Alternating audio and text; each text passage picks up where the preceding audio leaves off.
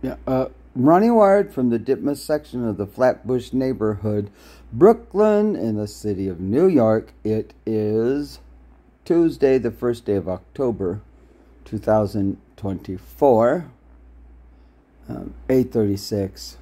Harvard's endowment among Ivy League's worst performing funds after years of overpaying managers report. Okay, let's listen to this. Yeah. Global Wall Street is on the cusp of a major transfer in wealth as aging men who amassed capital pass from the scene. Most often, this is described as a generational issue. But Elevus has released a new study showing that there will also be a gender component to it, as great wealth is put in the hands of women around the world. We talked to the founder and CEO of Elevus, Sally Krawcheck, about what they found. The baby boomers have built an historically unprecedented amount of wealth. Baby boomers are hitting 80 this year, and as they begin to pass away, that money gets passed down. And you talk to most people, and you say, who's the money going to? And they say the millennials. The bottom line is it's going to women because it goes to the widows first. Average age of widowhood, by the way, late 50s. Goes to the women first and then goes on to the kids. And so the great wealth transfer is about to do something that Lean In did not, which is get to women the majority of wealth in this country. Women are going to inherit tens of trillions of dollars over the next couple of decades. Well, that's a big shift, potentially. Yeah. Big shift. Yeah. But what do you think of the consequences of that? I mean, how are women different from men when they invest? Let's back up, because it does tend to change everything. One of the big findings you and I were talking about earlier is we tend to think women don't invest as much as men do. It's because they don't have the money confidence that men do.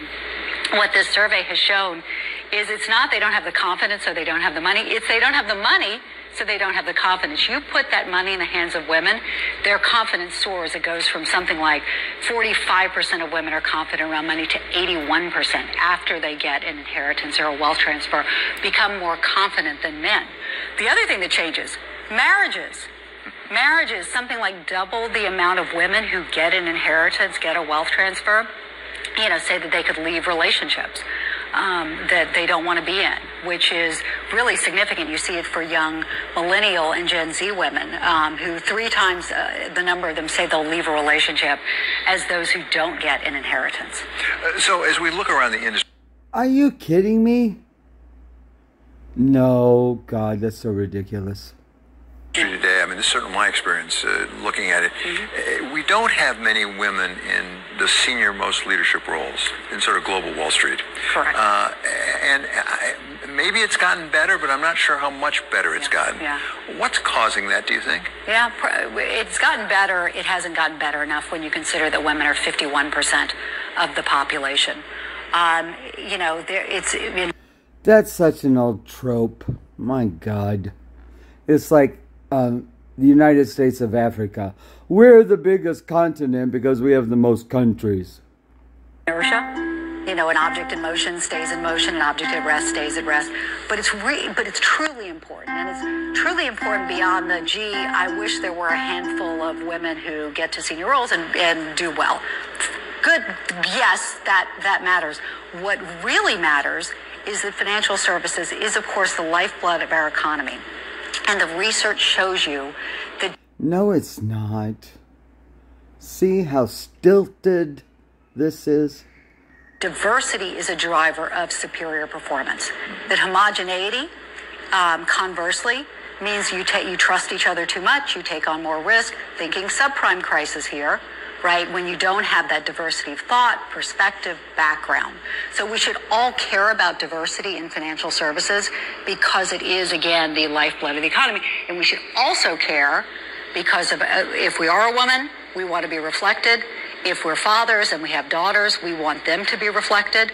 And the industry, needs to do and will do with more diversity a better job for women, again, who are coming into a ton of money with the great wealth transfer. In your experience, do you think that the leadership of the large financial institutions, and by that I mean the CEO, the C-suite, and the board, understand what you just said? Because over the last few months, we've seen quite a few senior women leave their roles. Now, maybe we just notice it more, but it feels like there are a lot of senior women moving on. Yeah, you know, look, I think everybody believes in the power of, you know, having a team that is diverse and can debate. I mean, forget about this blowback on DEI, but if you're in senior leadership, you know, sort of understanding that you want these different perspectives, I think it can be hard to overcome corporate culture. What I do think is men do not see the great wealth transfer coming and do not fully understand the difference it's going to make. And how do I know that? In the LFS survey, we asked men. We said, here's this great wealth transfer. Who do you think is going to benefit? Just 14% said women. Oh, most people said the next generation. Me? Yeah, men. I think it's going to be men. You know, and look at what we saw this summer, where women kept the country out of recession. You know, through going to see Barbie, through going to see, you know, Taylor Swift and Beyonce and all of the economic power that generated. And you say, look, this is a world that's beginning to change. Oh my God, how radical. Harvard. Whoa, how'd you get your teeth so white? You gotta use. Harvard University's endowment ranks second to last among Ivy League schools in annualized returns over the last 20 years, hurt partially by the fund shelling out nearly $800 million to investment managers during that span, according to a report. The school's Harvard Management Company has had annualized returns of 8.8% over the past 2 decades, according to the National Association of College and University Business Officers, trailing 60% of university funds with more than $5 billion under management, Bloomberg News reported. Among its Ivy League brethren, only Cornell reported a lower 20-year annualized return than Harvard at just over 8%. While Harvard remains the wealthiest university in the world with an endowment of $50.7 billion, its fund has been underperforming compared to its peers, partly due to the revolving door investment managers since the departure of longtime treasurer Ronnie and Daniel. Under Daniel's watch from 1989 to 2004,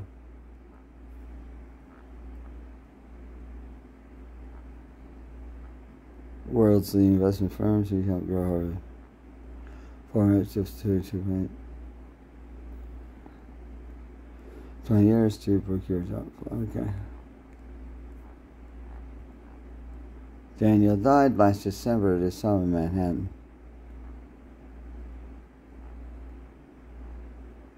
Playing catch up while I'm saying that him.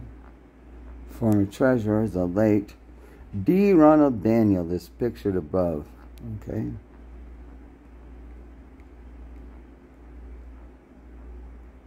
It's had a, so you gotta focus on generate, okay, in recent years.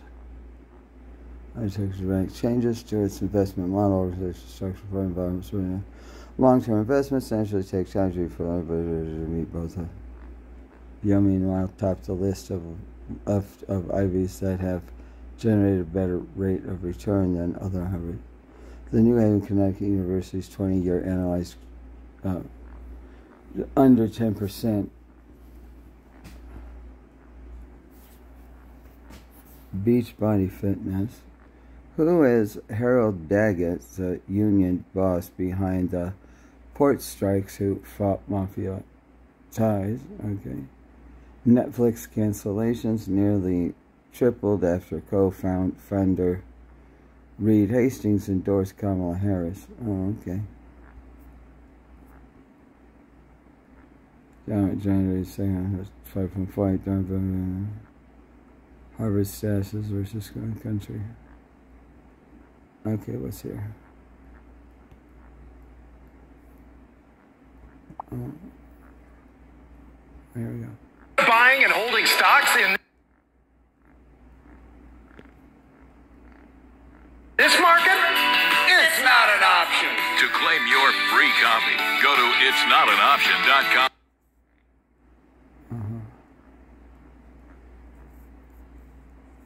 is annualized rank second. So you're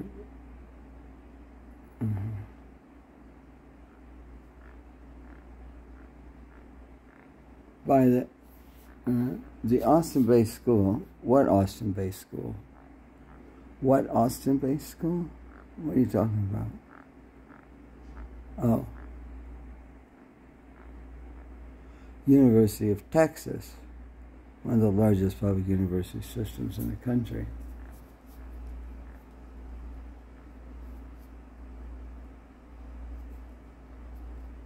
Elementary school owns more than 2 million acres of land.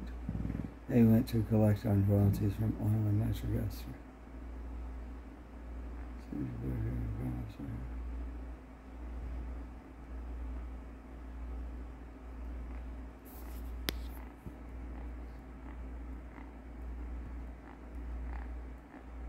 That's so disgusting.